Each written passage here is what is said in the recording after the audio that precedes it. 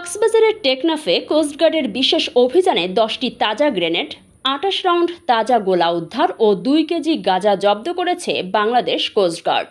রবিবার 14 জুন দুপুরে coast guard media কর্মকর্তা লেফটেন্যান্ট কমান্ডার সাব্বির আলম সুজন এসব তথ্য নিশ্চিত করেন।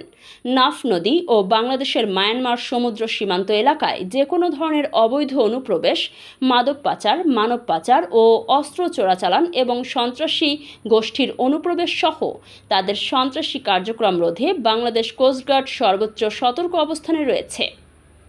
এছাড়াও বাংলাদেশ কোস্টগার্ড নাফ নদী সংলগ্ন সীমান্তবর্তী অঞ্চলে বিভিন্ন সশস্ত্র সন্ত্রাসী গোষ্ঠীর অভ্যন্তরীণ অন্তর্কোন্দলের প্রভাব বাংলাদেশে বিস্তার রোধে সর্বদা সোচ্চার রয়েছে।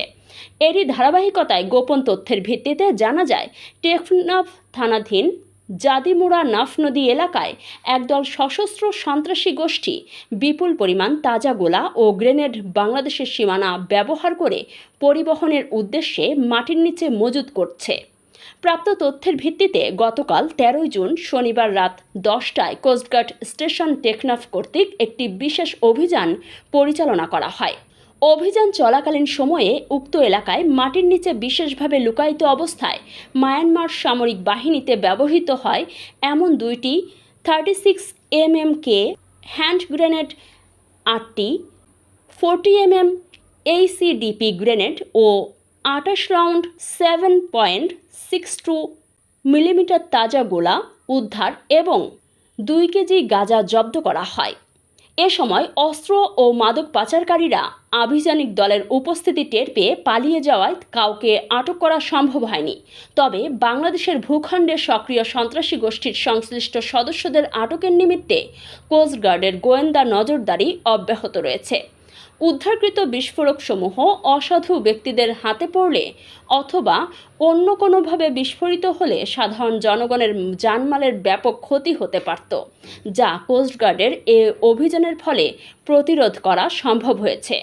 এর পাশাপাশি কোস্টগার্ডের এ সফল অভিযানের ফলে বাংলাদেশের সীমানা ব্যবহার করে সন্ত্রাসী গোষ্ঠীর সম্ভাব্য নাশকতামূলক কর্মকাণ্ড পরিচালনার অপচেষ্টা ও নস্যাৎ হয়েছে।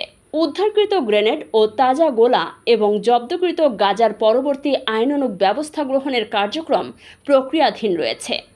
দেশের আইন শৃঙ্খলা পরিস্থিতি স্থিতিশীল রাখতে ও সীমান্ত এলাকায় সন্ত্রাসী গোষ্ঠীর তৎপরতা রোধে কোস্টগার্ড ভবিষ্যতেও এ ধরনের অভিযান অব্যাহত রাখবে। দেশের আইন শৃঙ্খলা পরিস্থিতিশীল রাখতে ও সীমান্ত এলাকায় সন্ত্রাসী গোষ্ঠীর তৎপরতা রোধে কোস্টগার্ড ভবিষ্যতেও এ ধরনের অভিযান অব্যাহত রাখবে। খবর 24 টেকনাফ।